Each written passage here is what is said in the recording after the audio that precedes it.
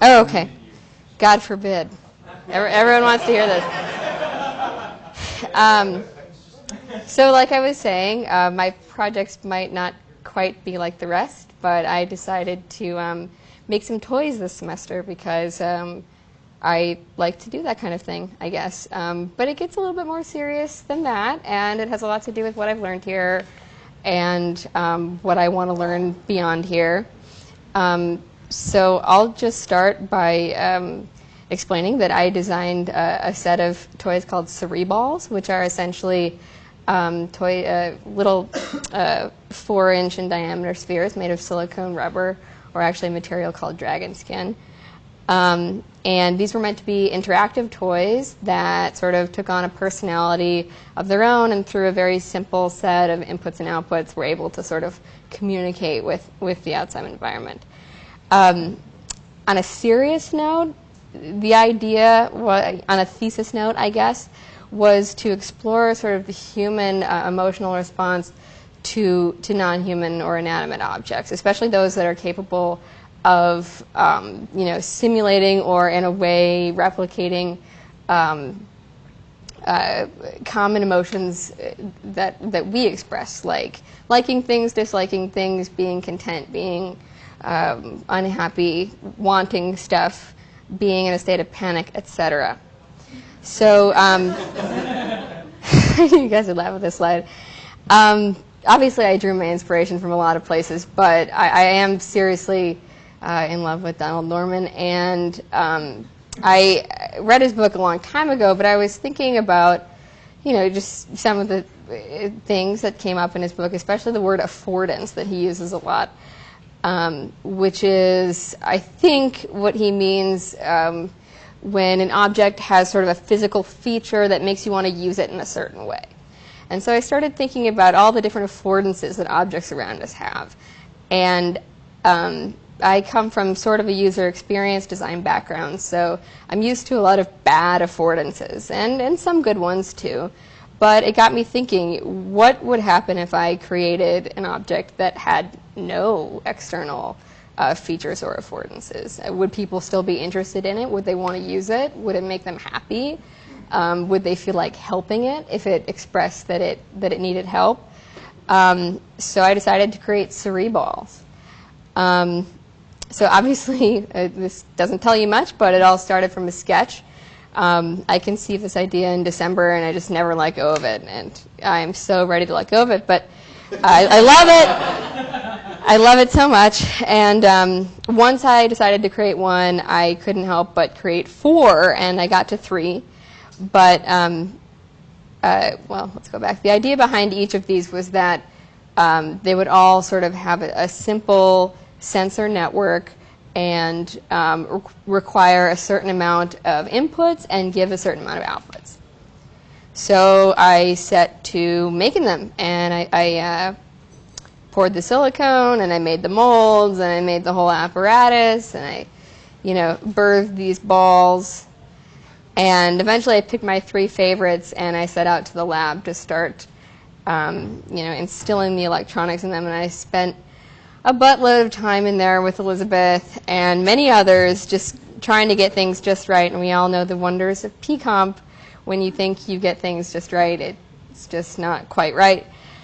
But alas, I got things working well enough to, come up with multiple balls. And I was so thrilled when I had 3 balls, and I took so many pictures, and you can find them on Facebook, and it's embarrassing, and people ask me all the time, what's up with the balls? But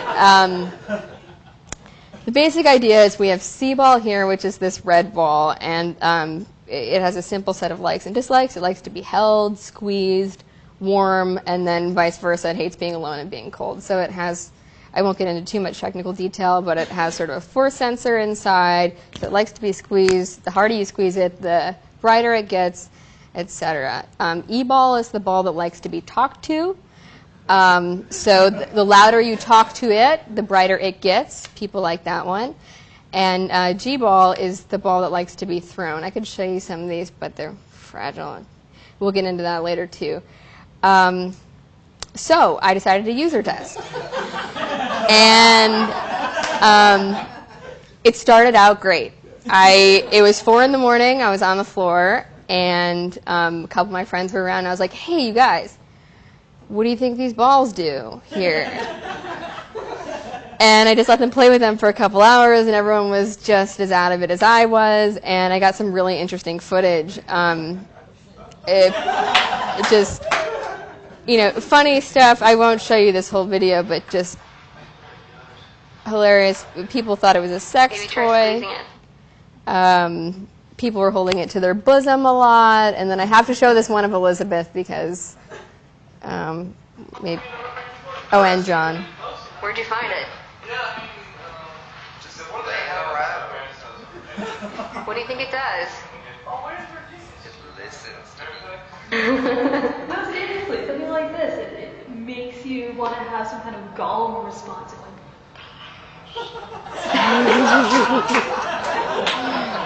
So there was that, and I was very happy with that. If I can move on. Hold on just a second. Oh. Maybe try squeezing it. Why am I playing multiple things? Whatever, we'll mute it. So I found that the adult response was a lot like this. It was like they wanted to coddle it, they wanted to hold it, they thought it was this precious thing, and I was very happy with that because I was like, I spent so much time and money on these things, great! You didn't want to break it. I was in for a surprise, though, if I can get to the next slide. I'll just hop to this one. So, as part of my toy design workshop class, I forgot that we had a busload of first graders come in a couple of Friday mornings ago to play test the toys for 3 hours, which essentially meant cathartically watching my entire thesis die in front of me. And here's a little bit of what that was like, although we're playing double audio. Rob. Oh, I see. Quit that. It may have broken. They're all broken. First words, mine's broken. Hello? Do you like that one? I think there's something inside. Mm-hmm. What they should do? What is it? What do you think they should? What do you think they should do? I think they should go in the dark. The light bulb. I think they the light bulb. A light bulb. Oh, that's okay. So as you can see, I got a lot of delightful feedback from those youngsters.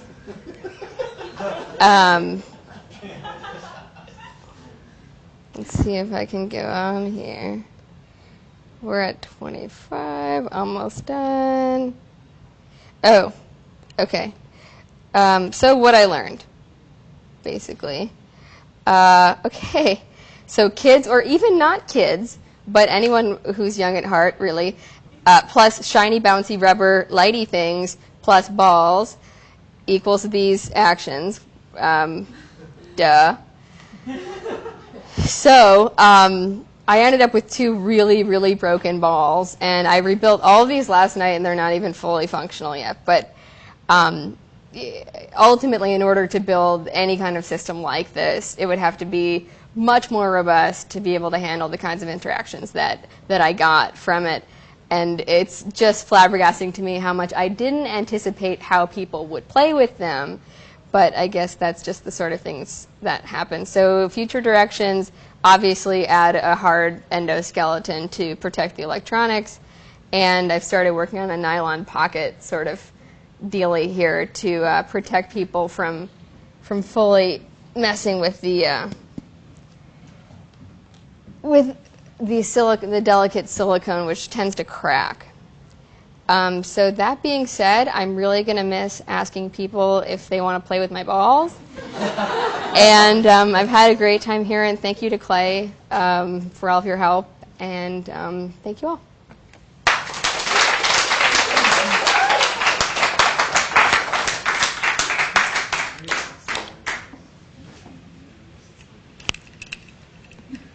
Break time. Oh, sorry. First of all, I'd like to get a copy of the slide that said the multi-tiered debauchery.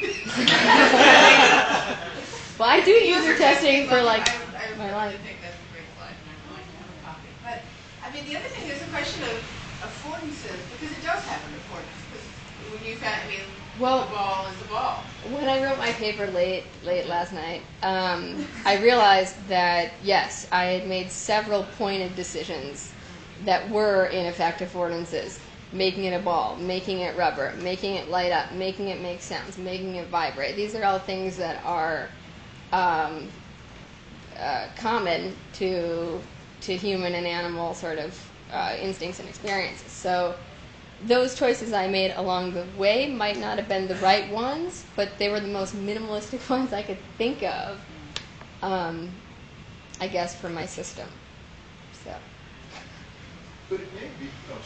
It seems like you could take advantage of sort of what you've learned and try to like redesign the objects so that you. I mean, if you don't want to redesign the structure of the objects, you could potentially redesign the objects so that, or redesign the external features of the objects so that people would treat them differently. Like if you covered them with like feathers, for example, or fur, then people might be less likely to. Yeah, people might be less likely to throw them, and so I think you can make some design decisions about materials in order to, like, sort of that would solve your structural problems of having to make a lot of changes because people would just handle them differently if they felt fragile. And that actually might be an interesting lesson or experience for kids to be given something to play with. They have to play with in a really specific way. And that the design of the object itself would communicate that to them so they would know, I pick this thing up gently, I whisper to it, you know? Right. So that you could tweak some elements in the system to get a certain kind of interaction. In a sense, though, I mean, what you're describing is giving the things affordances that make it afford a particular behavior. But it already affords behavior because it's a ball and it's rubber. Right, exactly. I mean, that's what I was going to ask is it possible to make something that has no affordances? I can't think of... I think you give anything to kids, its lifespan is, threatened.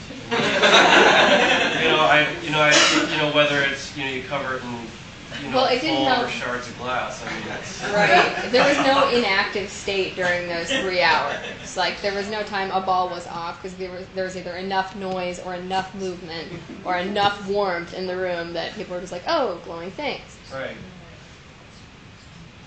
I think an interesting way of looking at it is instead of like saying, how can I make something with no affordances, like how can I make something with like minimal affordances, or how can I strip down affordances, or like what would it look like if I stripped it? I made it more less of whatever.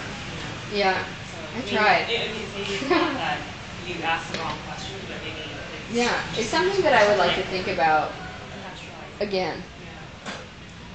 Did you find that maybe, maybe it's not a toy for kids?